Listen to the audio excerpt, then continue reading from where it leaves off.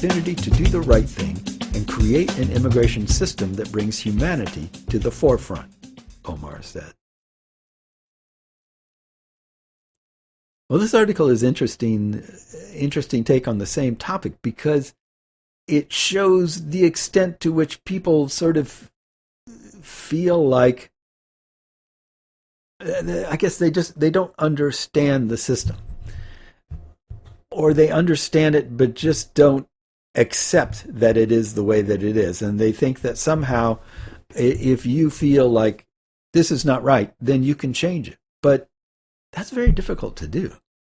I mean, I'm a bit torn about whether Democrats should accept the parliamentarians' judgment on this, but at the same time, if they don't, that opens the door to just ignoring the parliamentarian, and then, everything is a go if you want to do it. So I think their best bet is to try to come up with a way around it, a new plan, and then hope that eventually they'll come up with something that will pass. I don't know. Anyway, it's a tough one, but it's like, they're yelling at Schumer. Schumer is trying to do this. He wants to make it happen. It's not him. And yelling at him doesn't help. So I don't know. I guess moving on from my more get out in the streets and wave a sign and protest days, I'm becoming more convinced that doesn't, it gets conversation started, but it doesn't necessarily change anything. You've got to work from where you are to get to where you want to go. And it's really hard to do that sometimes because, we're not in a good place and we haven't been for a long time. So understanding that and accepting that, all right, we're starting from here. This is where we are, and we want to be way over there. So we're not going to go way over there in one jump. We're going to have to take it, step at a time. A lot of people just don't accept that. It's just like, this is wrong, that's right, let's do it. And I agree, this is wrong, and that's right. But let's do it is very difficult. And there are people with great power, called Republicans, who also feel that this is wrong and that's right, only it's not the same this and it's not the same that we're talking about. And when people just start deciding that this is wrong and that's right and they're just going to make it happen, that becomes very problematic. And so it is important to have rules for how you do that so that we don't just jump wildly from one thing to the next because the next person that comes along has a completely different idea of what we should be doing. We need to be moving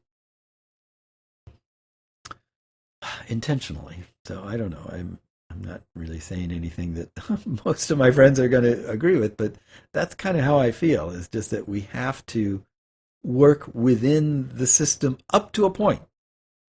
And then we have to try to change the system as much as possible to make it work correctly.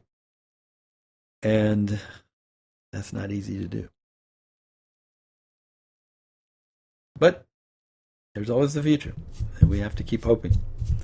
Anyway, next article, entitled 9/11's Immigration Legacy. This is something that not very many people talk about. There was some talk at the time, but outside of those of us who spend a lot of time focusing on this issue, this isn't something that many people really kind of make the connection with. So I thought this would be worth discussing here.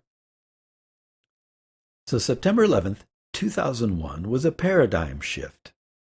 It is considered the deadliest terrorist attack in world history. Nearly 3,000 people died and 1,000 more sustained lifelong injuries, depression, and PTSD. After the World Trade Center fell, a traumatized nation lived in terror of another attack, and amid the chaos, the United States set out to prioritize national safety above all. The 24-hour news cycle of the attacks focused endlessly on the identity of the terrorists, non-citizens who had been able to exploit vulnerabilities in the immigration system. In the eyes of the United States, national safety required an urgent revamp of the system, and the public agreed. People were willing to grant full control to government agencies under the guise that they'd keep Americans safe from terrorism. Harsh policy changes in the name of national security, such as the Patriot Act, came into effect. But both Congress and the White House also focused the weight of policy making on curbing immigration, funding astronomical budgets to further tighten borders, and toughening enforcement against non-citizens, including Muslims, Latinos, and others with zero ties to terrorism. One of the creations that had the most impact was the Department of Homeland Security, or DHS, which oversees Customs and Border Protection, U.S. Citizenship and Immigration Services, and Immigration and Customs Enforcement, commonly known as ICE. But the changes also echoed inside communities across the country. For example, in the years following September 11th, Real ID legislation was introduced at the federal level. It was touted as a way to standardize driver's licenses throughout the U.S. by setting minimum guidelines individual states would need to follow to grant identification and driving permits, including requiring the verification of legal status for every applicant. Since issuing licenses falls under states' jurisdiction, the legislation has been expensive and slow to implement, but coupled with increased ICE partnerships with local law enforcement agencies, Real ID has posed a major threat to people living in the U.S. without legal status. Unlicensed, undocumented drivers risk deportation every time they're on the road. In many places, this has led to a deliberate persecution of drivers, resulting in arrests and family separations due to minor traffic infractions. Similarly, immigration reform has continued to be an uphill battle. Before 9/11, the sitting Bush administration indicated a support for pro-immigration legislation, including pathways to citizenship, such as the DREAM Act. In fact, testimonies for the proposed legislation were scheduled for September 12, 2001. After the attacks, however, the bill was shelved and has remained in limbo for the past 20 years, keeping thousands of potential young so-called dreamers in the dark. The proposal has also been edited and gutted as the U.S. has undergone a fundamental shift in thinking since 9/11. The DREAM Act has reflected this change over the years. September 11, 2001 marked a sharp, lasting redirection in U.S. immigration policy and attitude. Yeah, that's very true. Oh, never mind. Okay. Slight aside here. This is an interesting occurrence. I hope it starts a trend, but we'll see. Anyway, this is from ABC News, entitled "Federal Judge States that Florida Immigration Law is Racially Motivated." A federal judge has struck down portions of a Florida immigration enforcement law that was a priority of the state's Republican governor, saying in her ruling that the measure was racially motivated. U.S. Judge Beth Bloom on Tuesday rejected sections of the law that ban local government sanctuary policies and require local law enforcement to make their best effort to work with federal immigration enforcement authorities. The office of Governor Ron DeSantis, who signed the bill into law with much fanfare in 2019 as a priority of his administration, said Wednesday that it would appeal, of course. Bloom repeatedly said that the law was racially motivated and that its supporters showed no evidence as to why it was needed to lower crime. She said that the sponsor of the bill, SB 168, was guided by anti-immigrant hate groups such as Floridians for Immigration Enforcement. Allowing anti-immigrant hate groups that overtly promote xenophobic, nationalist, racist ideologies to be intimately involved in a bill's legislative process is a significant departure from procedural norms, Bloom wrote. This involvement strongly suggests that the legislature enacted SB 168 to promote and ratify the racist views of these advocacy groups. Bloom cited numerous communication between Floridians for Immigration Enforcement and State Senator Joe Gruder's staff. Gruder sponsored the bill and also serves as chairman of the state Republican Party. On many occasions during the 2019 legislative session, Floridians for Immigration Enforcement's racial animus and discriminatory intent were made apparent to Senator Gruders and his staff, but were ignored, Bloom wrote. Gruders didn't immediately respond to a message left on his cell phone. Surprise, surprise. In 2019, DeSantis signed the bill at a campaign-style appearance in the conservative Panhandle region, unlike his other more subdued formal bill signing events. An overflow crowd dotted with red "Make America Great Again" hats cheered wildly in support of the bill. They also cheered equally loud at mention of then-President Donald Trump. The governor's office defended the law Wednesday. Yet again, a federal trial judge partially enjoins a plainly constitutional state statute, said DeSantis spokeswoman Taryn Fenske. We disagree with the judge's ruling and expect to win on appeal. Democrats and immigrant advocates praised the ruling. Floridians deserve a legislature that prioritizes people over politics, not one that repeatedly squanders taxpayer money defending extreme legislation designed to bolster the governor's political ambitions. Florida has and will always be an immigrant state, said Democratic State Representative Carlos Guillermo Smith in a statement. Many of the bills DeSantis has signed in the law have been challenged in court, where he's often lost in lower courts. The state has appealed those rulings, including an anti-riot law inspired by Black Lives Matter protests around the country, a ban on vaccine passports, and a punishment for large social media companies such as Twitter and Facebook who block people based on political posts. He's also being challenged on state orders to ban mask mandates in schools.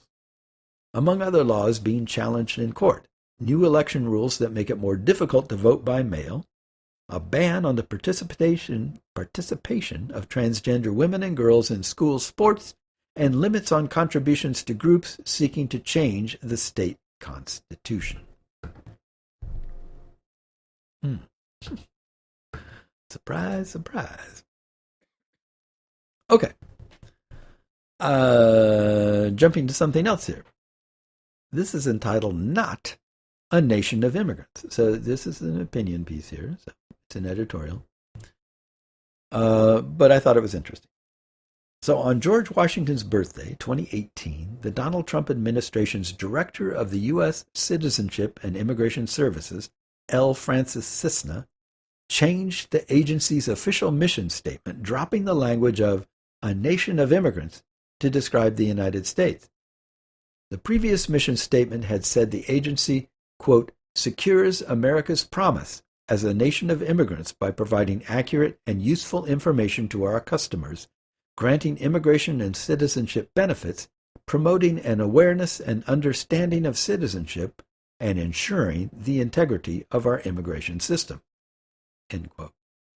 The revised mission statement reads, quote, U.S. Citizenship and Immigration Services administers the nation's lawful immigration system, safeguarding its integrity and promise by efficiently and fairly adjudicating requests for immigration benefits while protecting Americans, securing the homeland, and honoring our values. Ooh. End quote. The Trump administration's official negation of the United States as a nation of immigrants was unlikely to change the liberal rhetoric.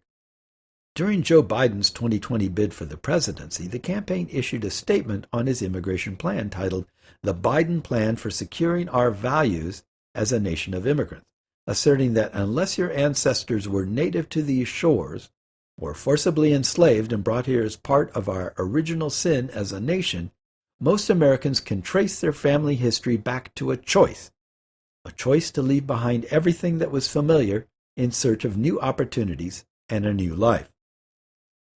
Unlike the previous Nation of Immigrants statement, the Biden campaign did acknowledge prior and continuing Native presence, as well as specifying that enslaved Africans were not immigrants. However, the new rhetoric continues to mask the settler colonial violence that established and maintained the United States and turns immigrants into settlers.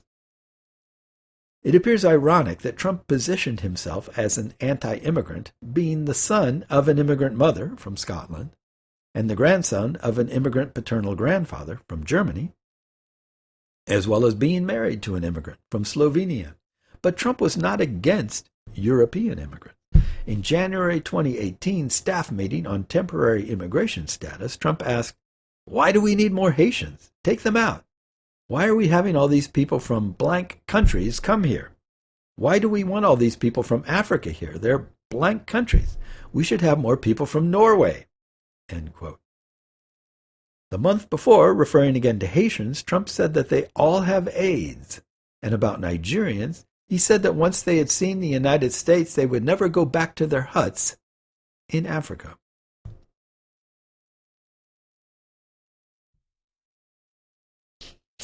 I'm sorry. Sometimes, I'm sorry, leaping aside, my earlier comment about Republicans just ignoring awfulness suddenly when it's someone that speaks to their wish list. I mean, there's no excuse for that at all. And there's no defense for that at all. It is completely indefensible. And yet, you still have people that think Trump is the best thing since cream cheese. Anyway, in his quest for the presidency, Trump made immigration the center of his campaign, focusing on the exclusion of Mexicans, promising to build a border wall and militarize the southern border. He claimed that the U.S. has become a dumping ground for everybody else's problems, and railed that when Mexico sends its people, they're not sending their best. They're bringing drugs, they're bringing crime, they're rapists, and some, I assume, are good people. But I speak to border guards. Democratic Party politicians and liberals in general insisted that Trump and his supporters were un-American in denying the nation of immigrants ideology that has been a consensus for more than half a century and remains a basic principle of the Democratic Party. Most people around the world viewed the United States as a nation of immigrants while questioning if the country was backsliding on its promise in electing Trump. With the Democratic Party back in power in 2021, the nation of immigrants rhetoric appears to be firmly back in place, although the exclusionary policies of the United States will continue as they did during the Barack Obama administration. As Osha Gray Davidson, who has collected dozens of examples of how nation of immigrants is used, points out, the phrase is generally used to counter xenophobic fears, but the ideology behind it also works to erase the scourge of settler colonialism and the lives of indigenous peoples. We in America are immigrants, or the children of immigrants, is the refrain. The theme of Mitt Romney's acceptance speech as the Republican nominee for president in 2012 included a nation of immigrants. Optimism is uniquely American. It is what brought us to America. We are a nation of immigrants. Speaking at a Nevada high school to a large audience, President Obama said, "We are a nation of immigrants, and that means we are constantly being replenished with fighters who believe in the American dream, and it gives us a tremendous advantage over other nations." Presidential candidate Hillary Clinton in 2016 evoked a nation of immigrants with, "The Statue of Liberty reminds us of who we are and where we came from. We are a nation of immigrants, and I am proud of it." A Nation of Immigrants was a mid-20th century revisionist origin story. The United States emerged from the Second World War undamaged by bombs and heavy population loss, which was the experience of most combatant nations. In fact, the United States became a beefed-up industrial powerhouse, exhibiting military might, including the atomic bomb. It was poised to become the economic, military, and moral leader of the free world. The Soviet Union, the country that actually defeated the army of the Third Reich, was the new adversary. U.S. post-war administrations scrambled to conceal any trace of the U.S. colonialist roots, system system of slavery and continued segregation as they developed military and counterinsurgent strategies to quell national liberation movements in former European colonies. Oh, yes. The Soviet Union and Communist China, which took power in 1949, denounced Western imperialism and colonialism in Africa, Asia, Latin America, the Pacific, and the Caribbean. Yes, they did. In 1958, the then U.S. Senator John F. Kennedy, surely informed by liberal historian Arthur Schlesinger, Jr., published the influential and best-selling book A Nation of Immigrants, which advanced the notion that the United States should be understood or defined through the diversity of the immigrants it had welcomed since independence. This thesis was embraced by U.S. historians and found its way into textbooks and school curricula. It is neither coincidental nor surprising that Kennedy would introduce this idea, as at the time he was strategizing how to become the first president born of immigrants, albeit very wealthy ones, and the first Catholic president in a Protestant-dominated culture. Aspiring to the presidency, Kennedy introduced a clear context and narrative in which he could transform this negative into a positive. This founding text of Nation of Immigrants was published during Kennedy's 1953-59 first term as U.S. Senator from Massachusetts, 2 years before he was elected president. Given that, in the 21st century, immigration is practically synonymous with the Mexico-U.S. border established in 1848, it is striking that Kennedy never mentioned Mexico or Mexicans or the U.S.-Mexico border in the text, nor did he use the terms Latino or Hispanic. Yet this was 1958, late in the period of the contract labor bracero program, which began during the Second World War. A total of 2 million Mexican citizens, with the participation of the Mexican government, migrated to the United States, particularly California, as de facto indentured agricultural workers under time-limited contracts. Meanwhile, the burgeoning agribusiness industry in California recruited even more Mexican workers outside the program, without documentation or civil rights, and subject to deportation.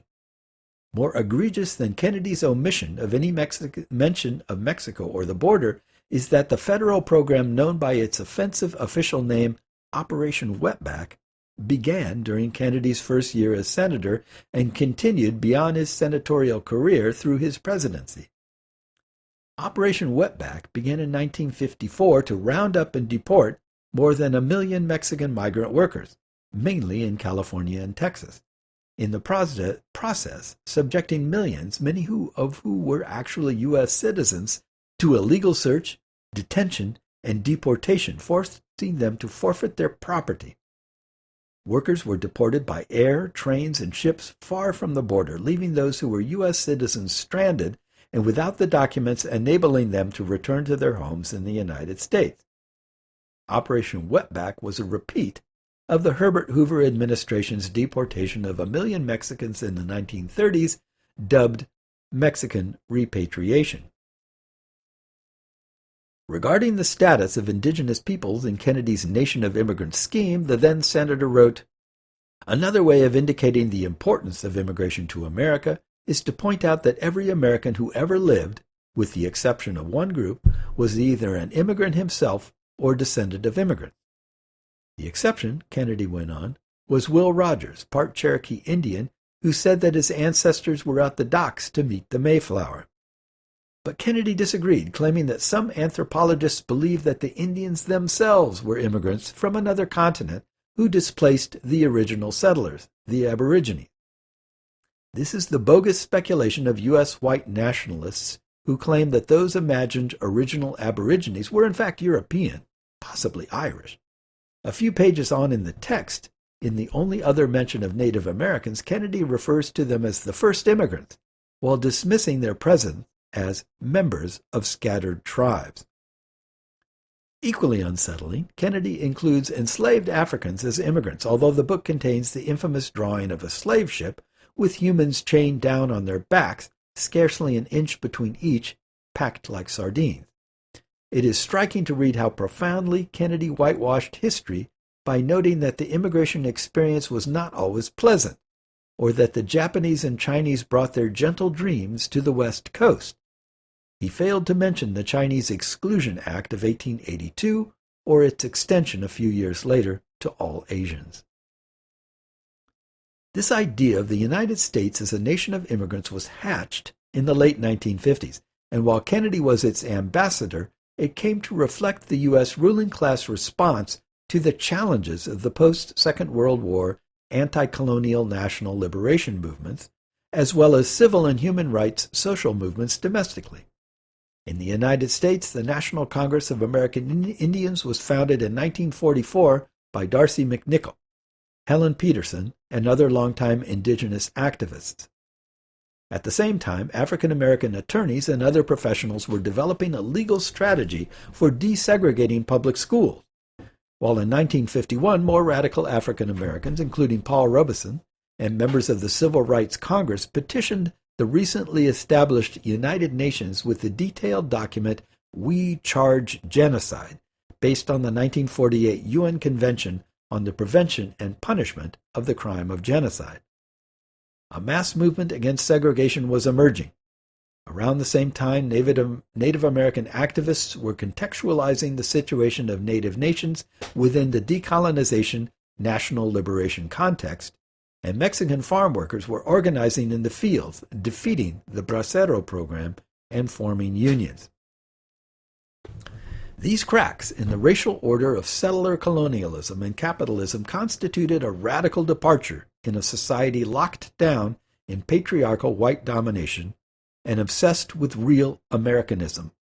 At the end of the Second World War, the U.S. social, economic, and political order was solidly and confidently a white patriarchal Protestant republic, dominated by corporations with worldwide investments and financial reserves, along with a massive military machine far greater than that of any other country in the world.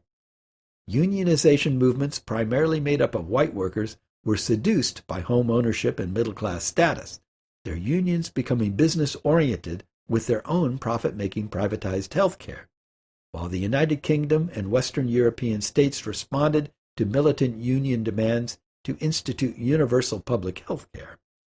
Black descendants of enslaved Africans lived under a totalitarian Jim Crow system in the former Confederate States and were ghettoized and discriminated against when they escaped the South in migrations for northern and coastal industrial urban areas that were stalked by police forces resembling slave patrols.